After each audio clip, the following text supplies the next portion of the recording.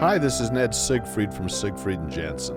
As proud sponsors of BeliefCast, we hope you are inspired by Todd's weekly podcasts, which contain so many courageous stories of recovery and personal growth. Remember, it's not what happened in the past that matters, it's what happens in the future. We invite you all to work hard and be optimistic about your future. Enjoy today's podcast. And we are back. This is Todd Sylvester with the Todd Inspires BeliefCast. Thank you for tuning in.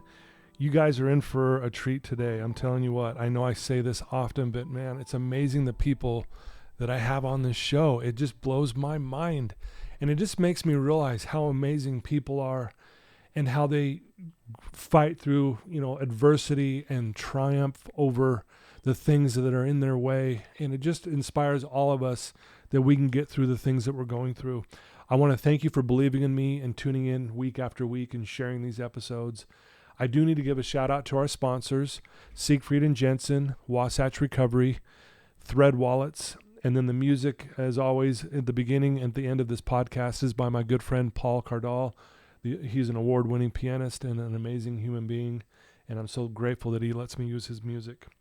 So today we are joined with the beautiful Ally Jensen. Ally, thank you for joining us. Hello, thank you for having me. Yeah. I'm excited. Yeah, I'm excited to have you. Your mom reached out to me, I don't know, it's probably a little over maybe 2 months ago, and shared a video of your life up to this point. And it really was, I'm choking up just thinking about this, how amazing it was, but also really hard to watch because you've been through a lot, Ally. And we're going to get into that here in a minute. But why don't we start off so our listeners get to know you a little bit? Tell us a little bit about your childhood and a little bit about your family. Okay. I have the most amazing family in the world. I've got 4 other siblings, 3 brothers and 1 sister. I grew up, my parents always said I was a very happy child. Yeah. My mom compares me to Disneyland because she was like, she's just the happiest girl in the world. Wow, and I loved to flip. I loved to move my body in any way possible. So my sister, she was a dancer, and she kind of started to train me and coach me, and she would stretch me and teach me tricks. And at age 2, seriously, I was doing back handsprings, backflips. Wow. Like, seriously, just from a young age, loved it and aspired. And just to perform, I loved that as well. And it was my life. I did it for about 12 years, about. Okay. And wow. Yeah, it's been. And you knew it when you were, 2 years old. Yeah. That this is what I love doing. Well, I tried everything. I tried soccer. I tried gymnastics. And then I also did piano while I was in gymnastics. In dance as well. Yeah. So, I grew up doing that. It was my everything. I would go straight to school, and I would get checked out of school 30 minutes early every day. Wow, drive to Provo and be at school from dance from 3 to 9 every day. And it was my life. I loved it. I'll tell you, dancers are the hardest working people out there. I have 3 girls, and they all, 2 of them were on drill team. 1 was on dance company. And the amount of time and energy they put into that is insane. I know. It is crazy, especially when you want to make it big. And when I was younger, that was my dream to, Broadway or something like that. Yeah. It's just the time and dedication. People don't realize it. And you don't realize it unless you have a family member or you're in it yourself. It's a tough one, but it's so rewarding. So rewarding. No, I love that. I'm really impressed by the way you carry yourself, and, you're here to bring some awareness to our listeners and to the world, and because of some really tough times you have been through. And I think if people saw you today and listening to your voice, if they could sit here, they'd be like, there's nothing wrong with this girl, man. Exactly. She's positive. She's happy. She seems like she's got it all together. But what people don't realize is that you're dealing with some pretty heavy health issues. And again, like I said, I was so impressed with how you're dealing with this. And I know you have your ups and downs, obviously, probably more downs than I even am aware of.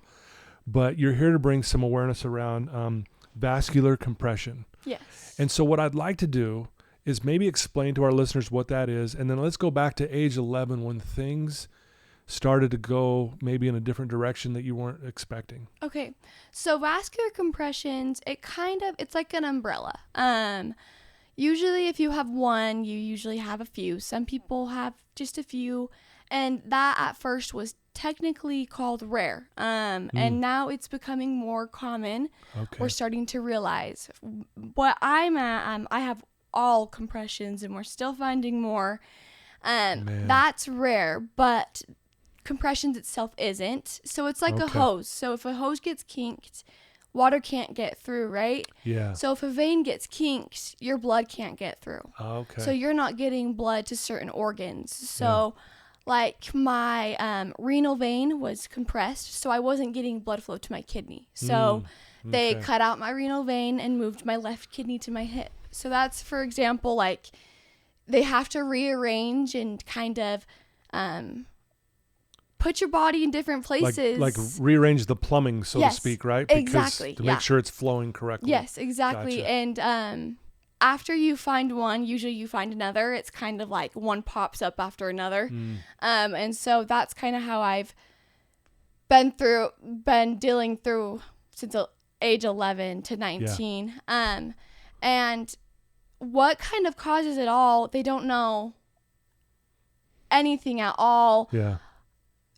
Sorry, they don't know a lot of it. Sorry, my brain fog is insane. No, you're good. The brain fog is so bad. It's a bad symptom. But it's very unknown. And there's not a lot of doctors in the US that understand it and that want to understand it because it is not easy to understand. Right.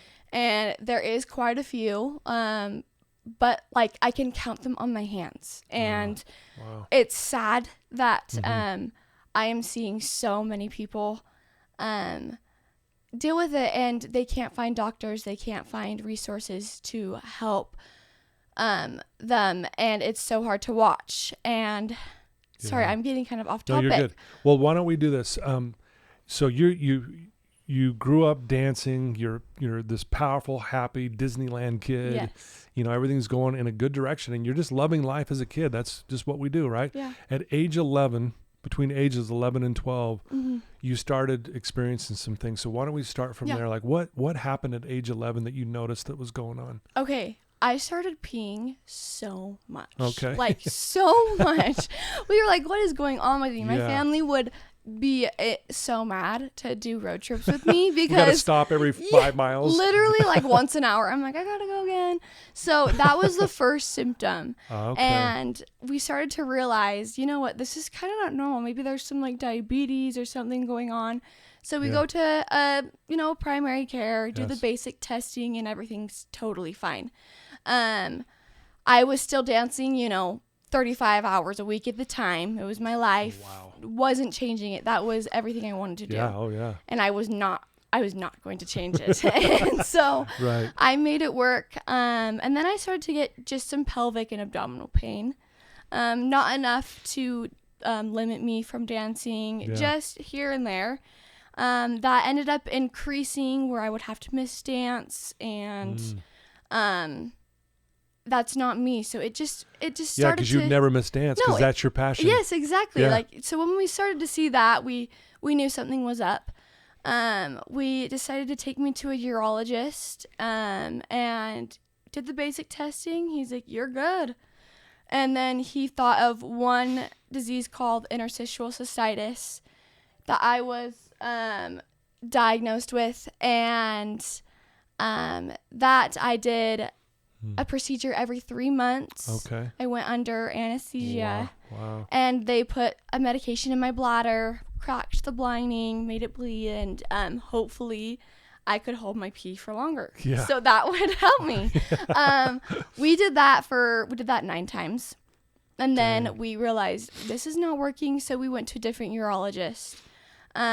She ended up switching me to an in-office procedure once a week, and I did that for 2 years. So, wow. First of all, that's, I mean, that's hard for anyone, but let alone 11-year-old.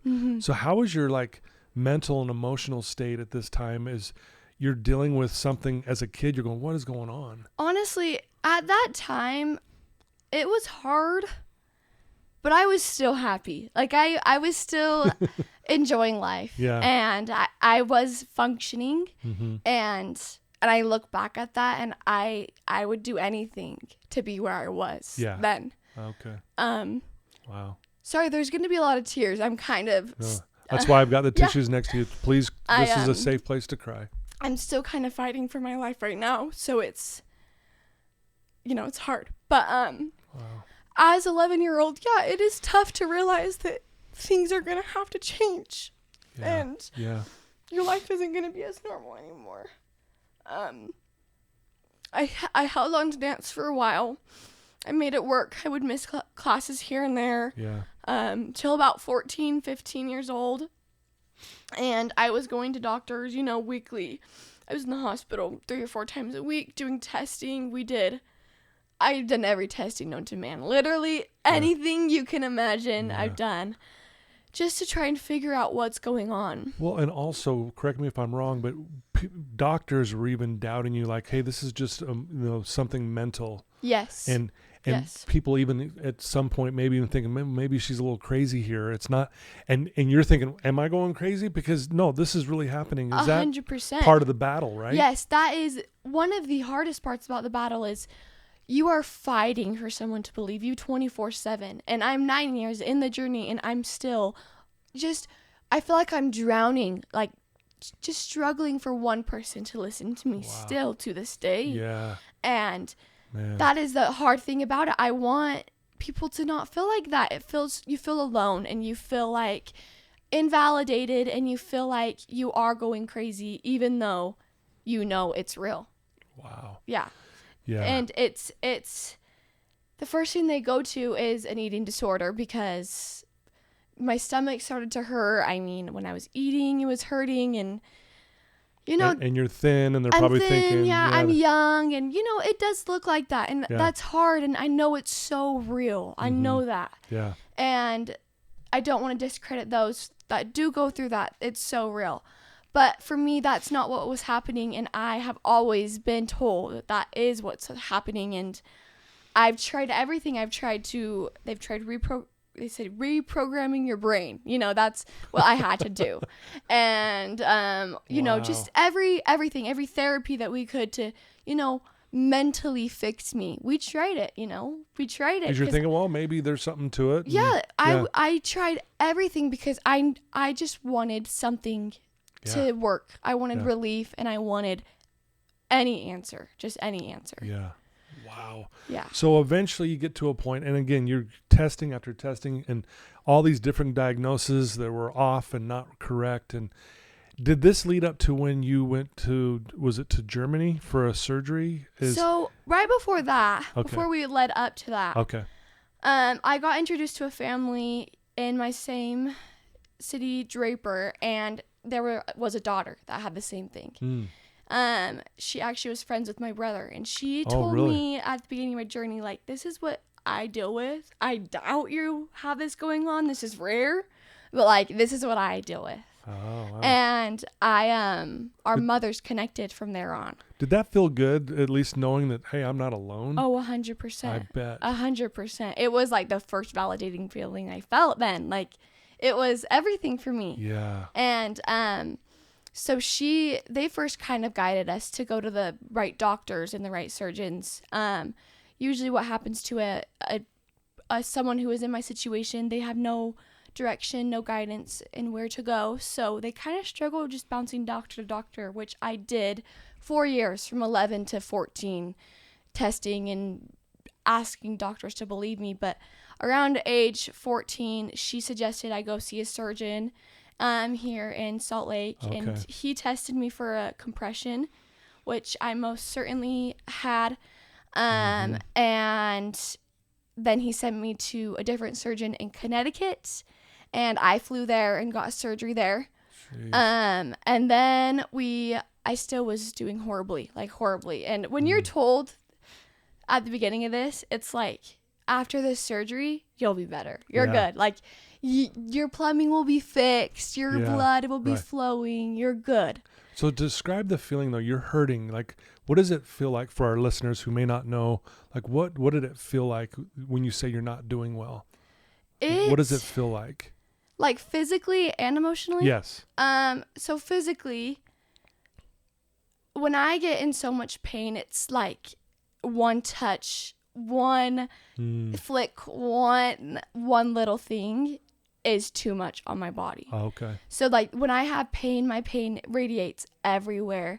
And yes, I have localized pain in my stomach, in my pelvis, in my back, in my leg, but then it radiates everywhere and I feel aching and stabbing everywhere. So that puts me obviously in a horrible mental state because how are you supposed to go do the things you love when you can't even get yourself to get out of bed and brush your teeth and take your meds? Like that feels like the hardest thing ever. And it is honestly disappointing, especially at the age I am at and was at, because how are you supposed to be 14 and 15 and wondering, like, how am I going to do this another day? Oh my gosh. And that's how it felt. It feels like that in the moment. And you can't, and it's hard to get out of it. You start to spiral. And obviously, I have now learned coping mechanisms, and they don't all work all the time, and I do struggle still. Sure. But back then, it was hard because I had no coping mechanisms. I had no guidance. I just felt alone. Like, it just was lonely, and I had that one person, and she was the only person that made me feel validated. And that's how I got through it, through those years, was her. Really, it was her. Knowing that she just felt the same way. Yeah, she understands and she gets you. And and how important that is for all of us is when we're going through something hard. But this is another level of hard. Yeah. I mean, I can't even imagine, Ally, what you're going through in this at that particular time. And I know you're still dealing with it now, but I'm blown away that you're even sitting here with me and smiling and doing what you're doing. So is this then, is that when it got to the point after that surgery back east and it wasn't doing what you thought it was going to do? Is that leading you to going to Germany? Roughly? So we did that. Then we came back here to Salt Lake. I went to a different surgeon. He actually diagnosed me with a different compression. That one was the renal vein compression where he moved my kidney. I still was doing horrible with that. We moved on to another doctor that was for a different compression called SMA. And each compression is called a different thing because it's different arteries. So that's like my superior mesenteric artery compressed. So SMA for short. He did a surgery. Then I didn't see relief. And at this time, I'm on a feeding tube. I'm not eating anything by mouth. I'm not getting out of bed. I can't dance anymore. And I'm on online school. And I am like, help me. Like, seriously, help me. Yeah. And I started to reject my feeding tube. I would throw up everything. So we went to a PICC line. I was getting nutrients through that. And you can only do that for so long. It's hard on your liver. Right. And usually in the end, you need a liver transplant, or you kind of just, you just end up passing because it's just hard on your body. And we were going doctor to doctor just saying, what can we do? And we found out I had another compression, and a different radiologist ended up putting a stent in one of my veins. And I have another disease called Ehlers-Danlos, which is a connective tissue disease. My connective tissue doesn't work, which leads to these compressions. Okay. And not everybody has that, but I do. And a lot of people do. With Ehlers-Danlos, you're not ever supposed to have a stent, which is like a metal. It's like almost like a fence, type of texture in your vein. It perforated my vein, went through it, and hit my aorta, which is, one of your biggest veins in your body. Yeah, right. So I quickly declined. Yeah. And I was done. I couldn't do the pain anymore. I couldn't do the mental anymore. And not one doctor in the U.S. would see me.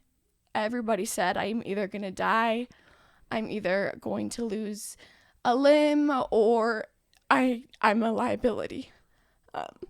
And they can't take me So that's when we kind of accepted everything then. Just thought, let's live my life till we can, and I did get some amazing experiences. I mean, my parents are amazing. Yeah. The support they give me and my family, they gave me so much support. And they still try to show me life and let me live life in these experiences. So I know this is going to be a tough question, but I want to ask, like, so you hear this, no doctor wants to see you, you know, they're basically saying you're probably going to die. Mm-hmm. What is going, I mean, I can't even imagine what's going through your mind. And yes, you had all this support, but what, if you don't mind me asking, and I know this is a tough question, like what, were you thinking about death? Were you thinking, okay, what's that going to look like? And oh yeah, 100%. I would imagine, again, yeah. I know that's a tough question. No, I am happy to answer that because it's so real. It was what was happening, and it still happens to this day at times. I obviously was sad, obviously. Sure. I don't want to leave my loved ones. I don't want to leave my supporting family and my friends. But when you're in that amount of pain and nobody wants to help you, I was okay with it. I accepted it. Really? And I was ready, and I thought, you know what? If this is my time, it's my time, and I believe I'm a strong believer that God knows when it's your time, and God has a plan for you. And I thought, if this is my plan, that's okay. And I'm all right with that. And I accepted it, and we were okay. We were happy with that, and we just wanted to live our memories together and get some trips in and some memories in. Yeah. And that's when my mom came across a doctor in Germany. World-renowned, amazing surgeon. Yeah. And she reached out to him, and they have different testing in Germany that we don't have here in the U.S. So he said, why don't you just come for testing? Like, let's not even think about surgery. Yeah, let's just come for testing. Yeah. So we flew to Leipzig, Germany, and it's hard. You have to think about, I'm carrying formula, like all my supplies. I'm in a wheelchair. We have all of our bags. So, and then we're in Leipzig, Germany, so we're like, we kind of want to have fun. So let's go travel a little bit. let's make some fun out of this. And so we went to Prague and Vienna and, you know, went to some places and made it fun, tried to make it fun. Yeah. But it was a lot to carry everything. Like, I can imagine. And it was just my mom with me. So it's just like, it was crazy. My aunt came for some of the time, which was good. Yeah. But it was amazing. And we found results, more compressions. And so I flew back to the U.S. to give them this information and say, hey, can you do something with this? Like, I know what's wrong with me now. Can you fix it? And no doctors would say Still no. And we were like, okay, well, this Germany doctor was like, I'll do it. I'll try it. And gosh. He said he could get us in like within the next week. So we hopped on a flight like literally within days. And went right back. And that was in November. And we were over there for Thanksgiving and into December. And I got a major surgery that absolutely did change my life. It helped me live on. And I was really, really close. We said goodbye. I mean, even into the surgery, we thought I wouldn't even make it out of the surgery. Wow. Like your mom mentioned in that video you guys put together that she thought when you went to Germany, she wasn't sure you were coming back. Yeah, exactly. And we knew that. Everyone in my family knew that. I knew that. And we accepted it. And we said our goodbyes. And we were okay with that. And I can't even remember the night before my surgery. I can't even imagine. Wow.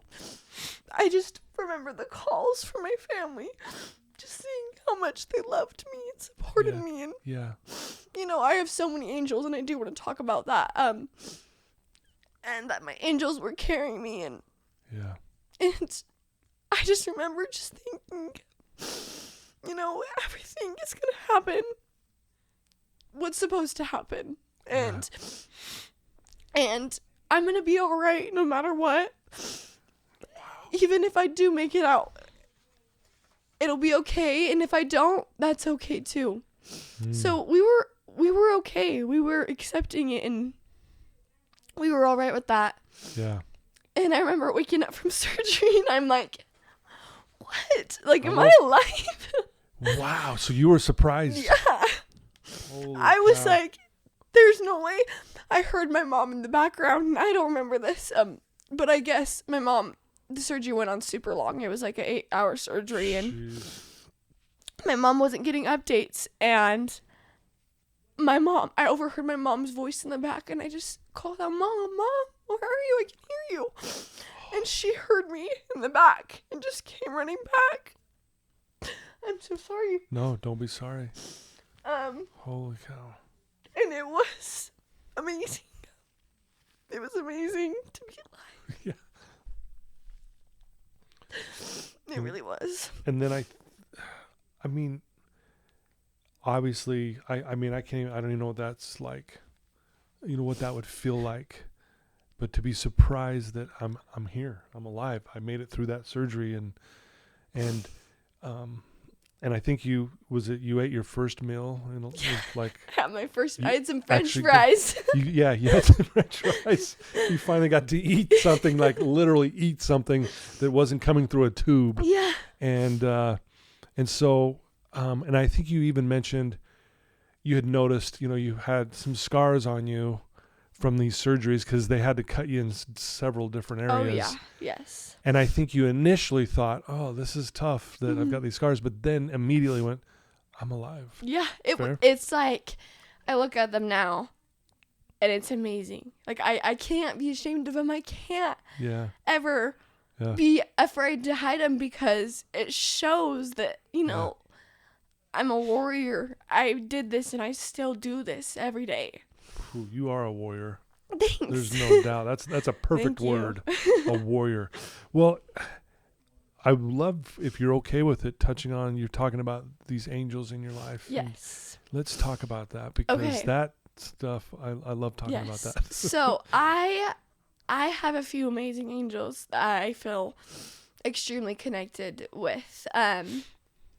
One being my mom's father. He passed away from cancer when she was young in college. Yeah. And it was tough on them. It was really, really tough. And I have always just felt really connected with him. He was an amazing guy. And I know he's watching over me, even though I didn't get to meet him. Yeah. He's there for me. Wow. And my dad's dad also passed, and I feel extremely connected to him too. Really? And for an example, so I have a cousin that can see spirits and see things. Yeah. And the other day, I went to church with my mom, and I was on my cane, and she was helping me. I couldn't really walk. And my cousin came up to me, and she said, Grandpa Jensen's holding you up on the other side. I can see him. Wow. He's holding you physically right now, and I can see it. And to hear that is so amazing, to know that I have them there for me. I also, 2 years ago, I started dating this most amazing guy ever. Amazing. Literally the biggest blessing I've ever had. Yeah. He's been through some hard stuff. His mom and brother were taken from him. And I know they're there for me too. Yeah. I feel really connected to them. And I talk to them often. Yeah. And they show me signs all the time that they're there. That's amazing. So those people, I have a great grandma too, Ella, that I'm named after. So seriously, I could just name a million little angels that I know, and I even feel before I go into surgery. I'm sitting there on the table, they're putting the medication in my IV, they're doing everything, strapping me down to the table. Yeah. And I try not to get anxious, and I just look up at the sky and just think of my angels just right next to me in the room. Yeah. And I know they are. It's amazing. I know they are every time I'm in the operating room, doctor's office, they're there. I know that for a fact. That's incredible. Thanks for sharing that. I know it's a special thing for you to talk about, kind of stuff like that. So thank you for sharing that. I know you have some earthly that are here that are angels. We talked about one before we started. Yes. Let's talk about her for a second. She's amazing. Jill Kessler. Jill Kessler. Okay, this is for you, sweetheart. We love you. You're the best. You really Jill, are. I cannot believe her. She has been my saving grace. And I cannot thank her enough for what she's brought to my life. So, she had breast cancer. And I remember I've known her son since young. And him and I hung out ever since like 6th grade, like super young. And I remember in 7th grade when I'm in the midst of the heart and I had my first surgery, I got my first scar. It was just a few inches big. Yeah, sure. Just a few inches big, just one scar. Yeah. I went over and I'm like bawling. Yeah. And I'm like, look at me. And I'm like, and I'm not even better. And what's going on? And she just gave me a hug. And I felt the peace and hope come over me. And she just said, you need to thank your body for everything it's doing all the time.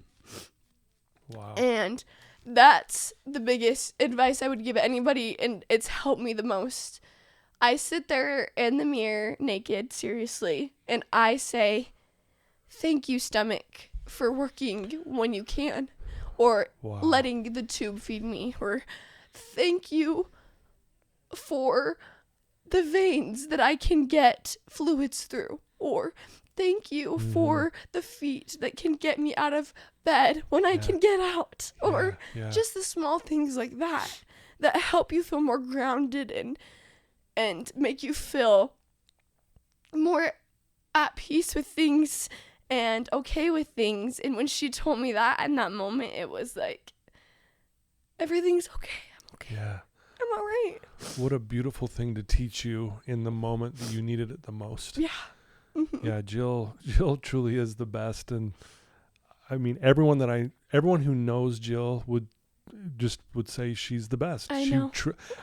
We can't even put it in words, right? We're both crying right now, by the way. And I know you talk to Jill a lot. What would you want to tell Jill right now? I just would want to tell her how much of a amazing energy and spirit she is, and the light and love she brings even without saying anything.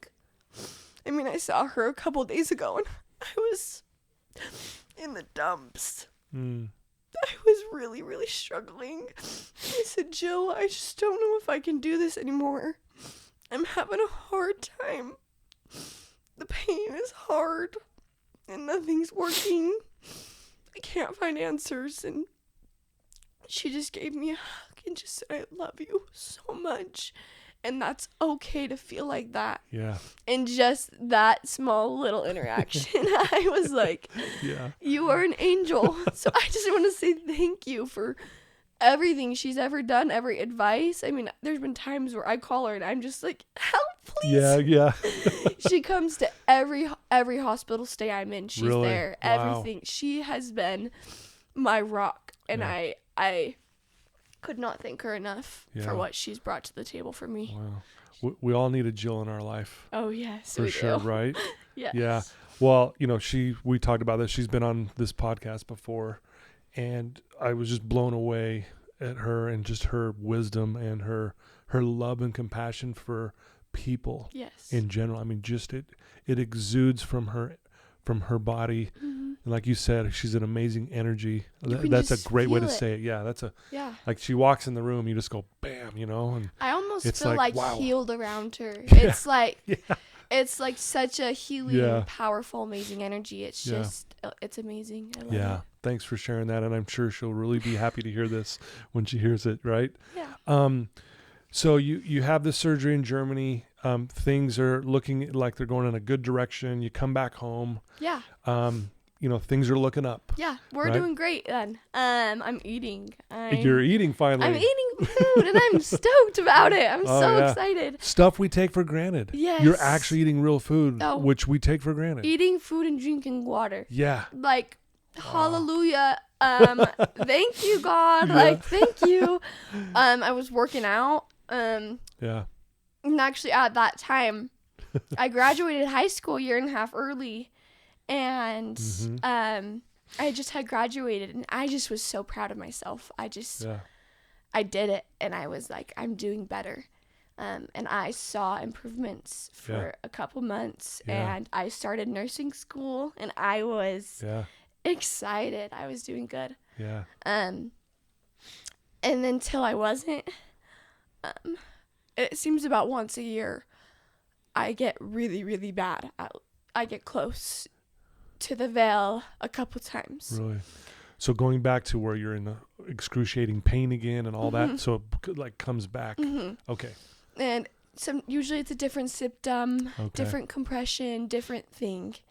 And like right after that, I started to urinate a lot of blood, and then a lot of right flank pain. And my doctors had no idea what it was. No idea. Like, beyond them, went and saw a million urologists, nephrologists, nothing.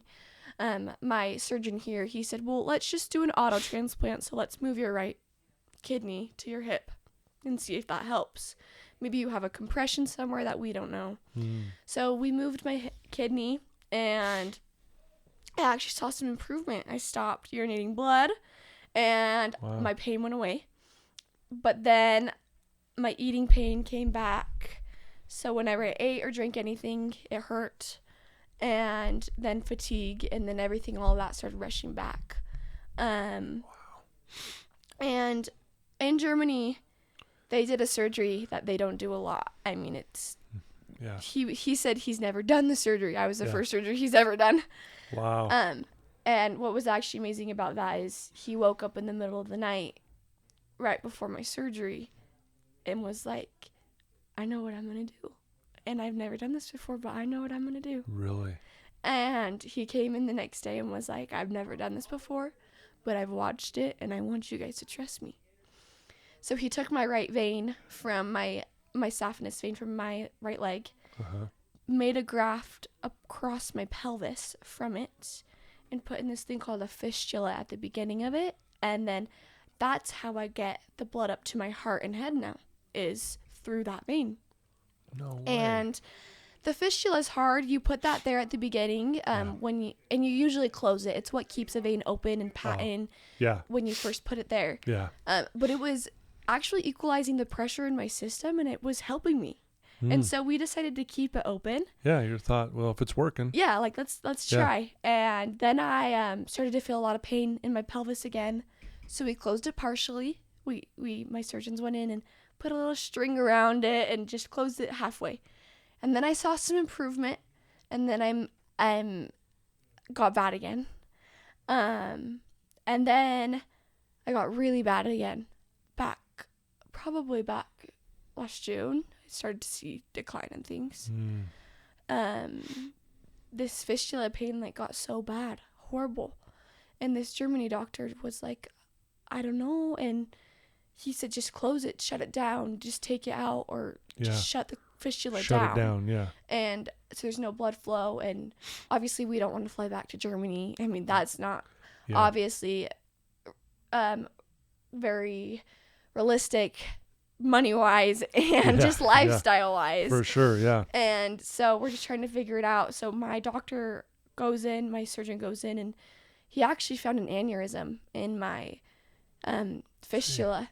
Wow. And we were so lucky it didn't burst. Yeah. So lucky. It was huge. And my doctor came panicking and running out of the surgery. My mom, she said he still had his surgery glasses, his everything on. He was like, I'm not supposed to be out here, but I don't know what to do. He was like, I just don't know what to do with your daughter.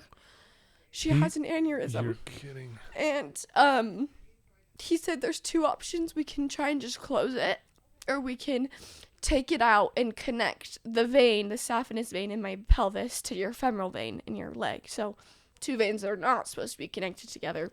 Connect them. Connect them, yeah. Yeah, Oh and he's like, you have to decide. So my mom's like, it's beyond her. I can't even imagine. Yeah. Like, we'd have no idea. She said they didn't know if I was going to make it out of the surgery too. And my boyfriend was there, and it was hard. They all had to make a decision, and they decided to take out the fistula. So we took out the fistula in November. I still get a lot of pain in there, and it's gotten increasingly worse. Almost like unbearable now. And they don't know what it is. They thought it was a sonoma a few days ago. They went in and got an ultrasound. Right above it, my doctor went in. He's like, there's this like mass, something above your artery, like right on top of the artery that we connected. And he's like, it looks like a sonoma, so I'm going to put a needle in it and like, let's try to take out some liquid. So we get like a couple inch needle out, and we try to pull out some liquid, and nothing comes out. And we had to use a smaller gauge needle because it was so close to the artery. Yeah. So he's like, maybe it's not coming out because the smaller gauge needle, but I'm going to switch out the syringes and inject a steroid in there. And if this works, it could dissipate and just go away, you know? So we tried that. So they're still just guessing. Yes. And that didn't work. So now we're trying to figure out the next step. It's just so crazy. I look back, and I've had over 60 procedures and surgeries, and I just think, how did I do that? Yeah. How? How did I get through that? Well, I mean, me sitting over here, you know, and just you're a tough son of a gun. You are tough, but you got these angels in your life who aren't here that are supporting you. You got people here who are supporting you, but you really are a miracle, honestly.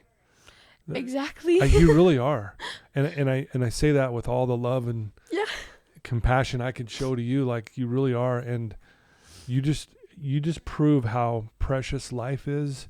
You prove to us that, you know, even though you're going through a hard thing, you can still choose to be happy and have a good attitude, despite, I'm sure you have your moments because you're human.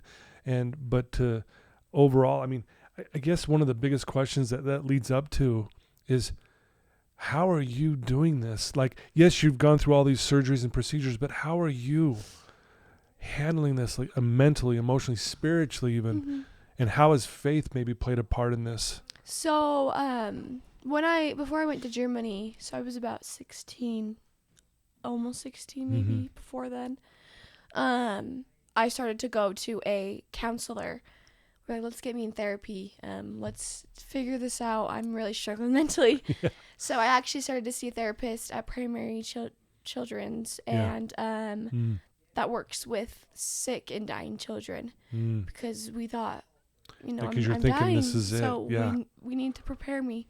And that's actually what got me to accepting it. Okay. And being okay with it. And so I worked with her, and that got me okay for there. And as I the past few years, I've actually switched different counselors to find what needs they fit better, and, you know, different guidance, and that obviously helps. But the few things that I think really help me keep going are just the beautiful sunsets. Yeah. I call them my little moments of my happiness. Yeah. It's like, no matter how bad my day is, or how bad a day is to anybody, there's that like one glance of beauty once a day. Yeah. And even if it's just for a second, even if it's just a little pink sky, it's like that 1 second. That's so beautiful. And I want to see more beautiful things like that, so I'm going to hold on. another thing is we have a gratitude board. So we write down every day, what are we grateful for? That helps so much. And then also every morning I actually recently just got a puppy. I'm gonna train him to be my service dog. We're really excited. Oh, nice. And is it a lab or? It's a Portuguese water dog. Oh, He's really? Amazing. He's nice. beautiful. Yeah, that's awesome. Seriously amazing. It's so weird. It's like we just gravitated toward each other, and I felt so connected with him, and I've had him about a month and a half now. And he has been like my rock the past couple months. Aren't dogs amazing? They're amazing. Amazing. Like they can read you, they know you, they feel you, they love you. They know when you're down. Yeah, it's like from the moment when like him and I met, I went and met a litter of puppies, and it's like he like knew I was sick. It's like he knew I was going through hard things, and what he did the first time I met him, he just sat on my lap and cuddled me the whole entire time. Oh my gosh. And the puppy breeder said, this one is really, really cuddly. I don't know why, just for some reason he's really cuddly. Yeah. And I'm like, that's because he's meant for me. Yeah. And I'm in bed so much, so that's amazing. And so I brought him home, and he has been just such a happy light. What'd you name him? Bowie. Bowie? Yes. His name is Bowie, yes. Bowie, wow. Yes, he's amazing. Wow. Yeah. Well, man, there's so much I want to ask you. I know, I could go on. There's so much. One of the questions I had, you, like you mentioned earlier, you've been a dancer since you were 2 years old. You've worked really hard at it. You're passionate about dancing. How has what you learned in dancing helped you deal with this adversity and health issues now? It gives me the determination and the resilience. Yeah.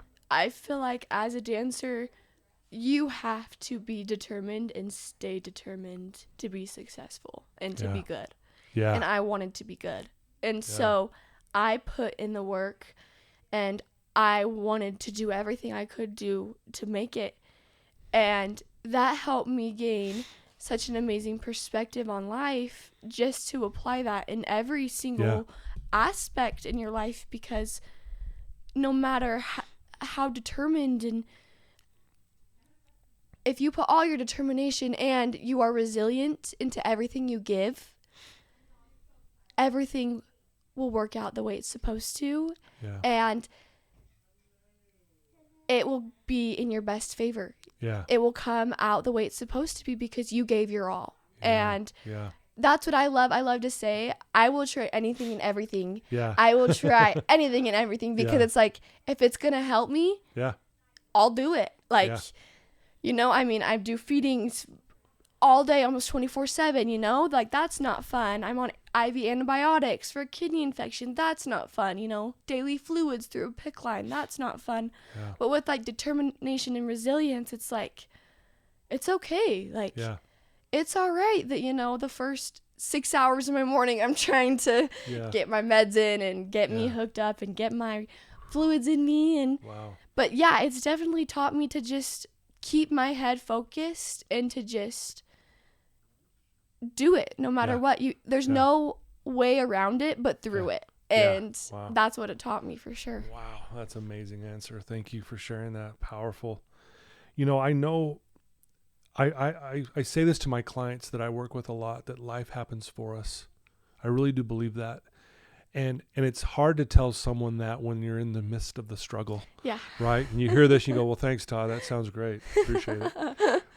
But I know that one of your passions now is you want to bring awareness around this. Yes. Because it's so uncommon. Mm-hmm. No one talks about it. Like, even said doctors were like going, well, we can't work on you here. Sorry. Yeah. And it's almost like, your passion for dancing, and now you got this passion for, I want to bring awareness around this. Yes. And you and your family are creating these charities and things like that. So I'd love you to talk a little bit about that and what this looks like and why you're so passionate about this. Yeah. So I do want to touch, I do think that when I had to set dance aside for a second, Yeah. try and refocus, and Yeah. with all of these things like nursing school, I had to set aside, and Yeah. it's hard to feel like I don't have I feel like I don't have a purpose. Yeah, Like yeah. it's like I'm not working towards anything, and so it's hard. Mm-hmm. And I just try to dig deep and feel like what could I do to help? What could I do to find fulfillment somewhere? Yeah. And I just want to raise awareness for this group and for this disease and for these diseases, because Yeah. I know how lonely and how sad it can be and how invalidating, and Mm-hmm.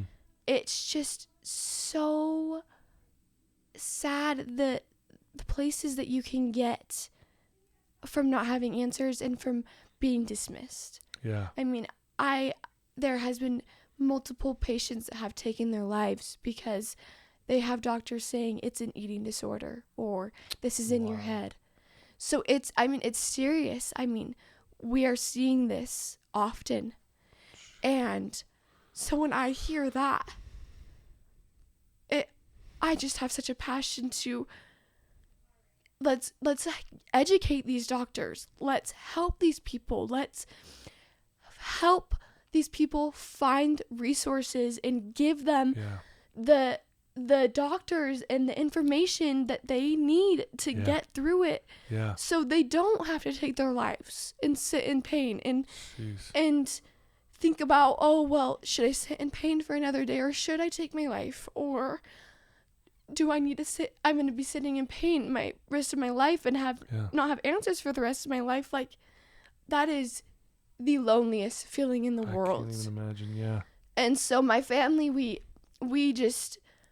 are creating a charity and wanting to raise a fund to educate these doctors and to help people who can't pay for things, and to also just give people the resources that they need to get through it or to even get started. Yeah. Because I'm not through it. I mean, 9 years later, I'm not through it. Like, you don't just get through it. You just have to get started. Yeah. And that's the hardest thing, is you don't know where to get started because you don't have anything to tell you or anyone to tell you how to get started. Right. So I want to be that person for somebody. I want to advocate for those people. I want to tell the doctors and educate the doctors that this is how you should be dealing with these patients. I mean, you can't dismiss them. You can't treat them like a mental health patient when you are physically in 9 out of 10 pain 24/7, 7 days out of week.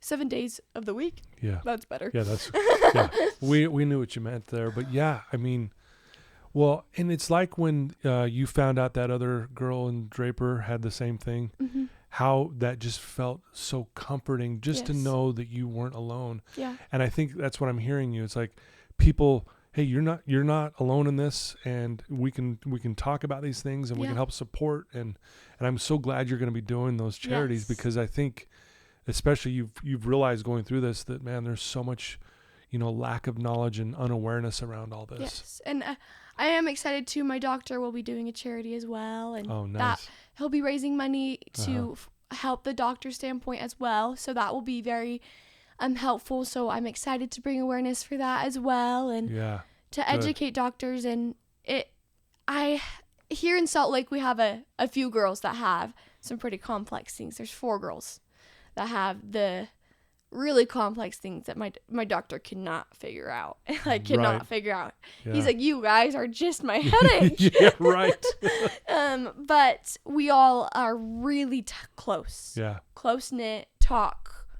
That's awesome. Weekly. I talk to them multiple times a week. That's great. And I'm wanting to create that for everybody, because those 3 other girls, they help me push and live every day. That's great. I mean, one of them has been hospital bound and bed in bed for 2 years, laying down flat, and been in the hospital for 6 months now. Oh my gosh. Yeah. That is so heartbreaking. Yeah.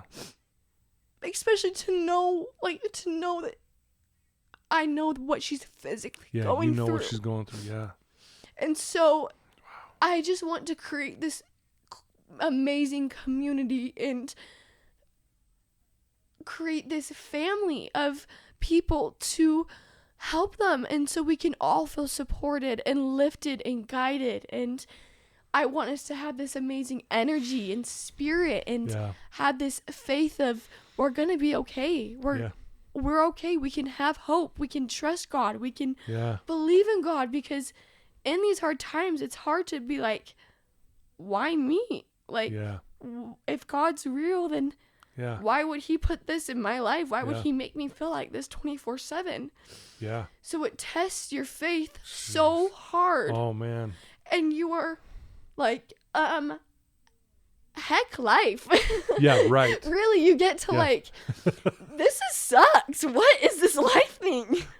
You're like, this is not real. Like, I can't believe. That's Ally doing her best not to swear. Yes, so. That is me. That is me, not trying to swear. But no, I totally understand what you're saying, and really, maybe one of the reasons, and again, I'm not saying I understand this completely, but maybe one of the reasons you've gone through this is for you to actually be the catalyst and the fuel behind creating all these things you're talking about. I actually feel like that's my purpose, and that's what I feel like my purpose has grown to be as I've had to shift from dance to something else. I just finally feel like I really can make a difference. Yeah.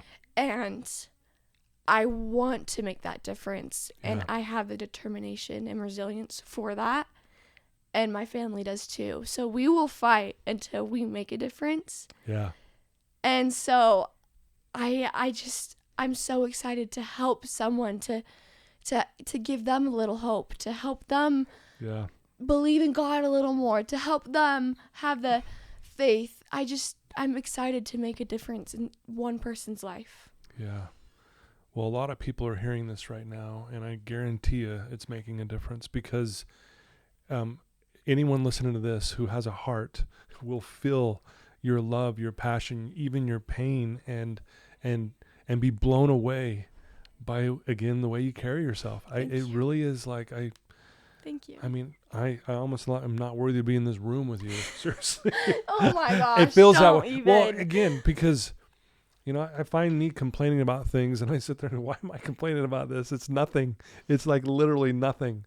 And, but it's also relevant in our lives, though. Yeah, right. Like, we're all going through these things, and everything's relevant. And so I just, I do want to say that, like, it is hard when you are in your own situations, because you can't, like you said, when you're in the midst of things, you can't see a light. I mean, you can't find that hope. So it is all relevant. It really is. Well, that leads to this question. You've already shared some amazing insight and some advice for all of us. But if there's someone listening to your voice this very moment who's in a dark place, maybe for different reasons, obviously, than what you're going through, but they're still there. Like you said, it's all relative, but they're in that dark space and they're not sure what to do. What would you tell that person right now, Ally? I would tell them, when there are days when you're in pain and you don't want to do it, that's when you need to do it the most. Mm-hmm.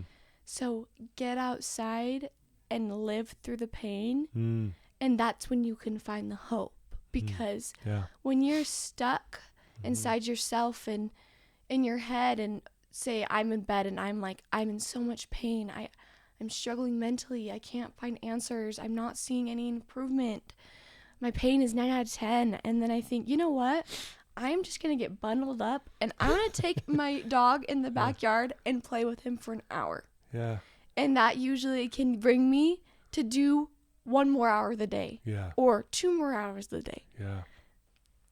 That helps me get through my days, because sometimes even just an hour feels like too much. So I would just say, push to live through the pain, push to love through the pain, and push to have a life through the pain. Wow. Great advice. And again, this is mind-blowing. You truly are a warrior. Thank you. I mean, you really are. And I know that this is going to touch a lot of hearts, and anything I can do, and anyone listening to this that can help contribute to your cause, I'm gonna ask all of us to do something to help you. If that's donating to your charity, if that's donating some time or money or whatever you need. Even just for me, like or just talking to you and saying hello and saying hi. Or for me, I've started to actually post on social media and really show the real life, because I feel like in this generation and everything, it's so hard. Well, I'm laughing because I think you were showing like, this is what my day looks like, and you were turning on your shower to get in the shower, and then you showed your dog was in there. Yeah. The dog was in the shower. Yeah. Yes. And I'm trying to show, like, this is real life. Yeah, this is what I'm doing, Wilf. Yeah. Yeah, and I even so, for as you're saying, to help, even if it's just a repost of a post that I just posted saying this is what I'm going through, like, just to bring the awareness to everybody, because just for someone to feel like they're recognized, that's all I want. Is just to give someone hope. Wow, I love that. Well, we're going to put all the links to everything in the show notes of this. Like I said, I'll support, and anytime, when things go live, I'll help support that and repost. And, we could even have you back on the show after things are really up and running in that area, and we can just bring more, if you're willing. Yeah, that would be amazing. Yeah, it'd be fun. This is just a thought, is have you and Jill on at the same time. Oh my gosh. Tell me that wouldn't be epic. That would be amazing. Let's do it. We're going to make that happen. It just came to me, right? Let's this do very it. second just came to me. We're going to do that. Jill, plan on it. Jill, buckle up. Be ready now. Yeah, we need to buckle up for Jill, right? Exactly. That's the other way around. Well, Ally, I could talk to you all day, and I just can't thank you enough for having the courage and the strength, and you're sitting here with this positive attitude. I'm sure you're in some pain, and you're here live in my office, and I can't thank you enough that you were willing to do this and share this with us today. Well, thank you for having me. I really appreciate you willing to bring me on here and just talk about it. It's hard to relate to people, and it's just amazing when we finally do. I know that the connections and the energy that you can feel after is just amazing. Yeah. And I already feel that from you. You're like, oh, cool. Like just a friend now. It's amazing. I feel the same about you, Ally. Thank you so much. I appreciate it. Oh, you're welcome. I once heard that when you're never more fully alive when you're connected. Yeah, I agree. And here we are connecting right now, and I it's just amazing. And I consider you a friend as well, and your mom and your family, and since we know Jill, we're all family now. We're all family. Right? Thanks to Jill. And anyway, Jill's probably like, quit talking about me. This is Ally's thing. But yeah, Ally, you're amazing. I want everyone listening to this right now. Obviously, you were touched listening to Ally's story. If you know anyone who's struggling, please share this episode with them. Because no matter what they're going through, Ally understands. Ally gets it. She understands what it feels like to feel hopeless. And most of us don't understand what it feels like to be on the brink of death, and to be able to still have a positive attitude through all that. But this will help them, and it'll help, spread the word. And please just, reach out to Ally. Ally, if someone wants to follow you on Instagram or TikTok or Facebook, whatever you're on, what's the best way, and what is your handle, I guess? So on Instagram, I'm A_Jensen94, and then on TikTok, I'm Ally Jensen 94. Okay. I answer all messages. I answer all questions. I get things weekly, I bet I'm dealing with this and this. Where can I go? So seriously, anybody can reach out for anything. I love helping. So yeah. And again, it's the connection piece. Yes, it allows you to connect with people. Let's create a family and a community. Do it. And let's build this and keep moving forward. So reach out to Ally, everybody, please. She wants to hear from you, and she will answer you. Yes. And she'll be honest with you too. And that's one thing I love about your posts, is you're very vulnerable. You just, I'm having a bad day right now. Yeah. I'm just going to be honest with you guys. Right now sucks. Yeah. And I need a prayer from you. And and I just love that vulnerability, and I appreciate that more. I think it's important to share. I feel like in this day and age, you don't see that a lot. So I think it's very important. Yeah. Well, thanks again, Ally. You're the best. Thank you. Truly. Thank you for having me. Truly a warrior. Yeah, you bet. Well, there you go, guys. I told you were in for a treat today. This was amazing. Ally's the best. just has a spirit about her that I can't even explain, and I'm the lucky one. I get to sit here with her. But I want to thank our sponsors again and again for the music. Paul Cardall, thank you for letting us use it. And, you know, guys, I do this podcast because I love you. And and I love my guests who are willing to be vulnerable on here. And if you're struggling, just know we're in this together and we're here. Let's have each other's backs no matter what it is. So I love you guys. And till next time, all right? Take care, everybody.